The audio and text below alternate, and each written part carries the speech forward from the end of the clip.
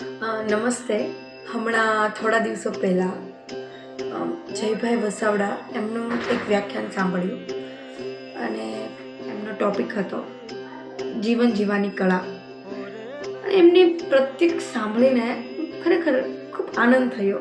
જે મારી કોલેજમાં એમનું વ્યાખ્યાન યોજાયેલું હતું અને એમને આ ટૉપિક પર, આ વિષય પર એટલા ઊંડાણપૂર્વક વાત કરી છે કે જાણે એમની એક પણ વાત સ્કીપ ના કરી શકાય. અને બધી વાત એવી કે જાણે વ્યક્તિ એવું ઈચ્છે કે અરે હા, આ વાત તો હું જ કહેવા માંગતો હતો, કે હું જ કહેવા ઈચ્છતો હતો, મારા મનમાં છે એ જ વાત આ સામેવાળો વ્યક્તિ બોલે છે. તો એવી જ કંઈક વાતો બધી થઈ અને એમાંથી કહેવાય ને એક વાત જ્યાં મારું મન અટકી જાય કે યાર આ વાત તો કંઈક ગજબની છે, કંઈક નવીન છે, કંઈક મજેદાર છે. તો એવી એક વાત કે એમણે વાત કરી કે માણસ છે ને એ વાસણ જેવો હોવો જોઈએ, કે પછી માણસ પોતે વાસણ છે.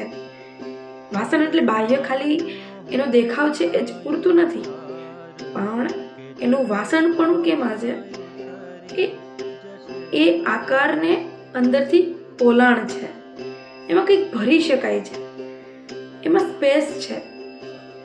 તો આ વસ્તુ માણસમાં પણ હોવી જોઈએ. અને બીજી વસ્તુ કે જ્યારે એક દિવાલમાં એક દરવાજો કે બારી હોય તો એ માત્ર એ આકૃતિ પૂરતું સીમિત નથી કે કોઈ આકૃતિ દોરેલી છે એટલે પૂરતું સીમિત નથી, બરાબર.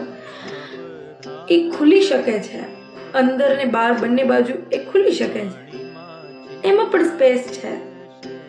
તો એના કારણે એ દરવાજો કે બારી છે. તો માણસને આવું બનવાનું છે કે એ પોતાને ખુલવાનો એક મોકો આપે.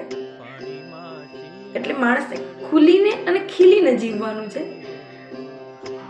અને કંઈક ને કંઈક નવું શીખવા માટે અવકાશ રાખવાની જરૂર છે, કે કંઈક ને કંઈક નવું ભરી શકાય એવું એક પાત્ર બનવાનું છે.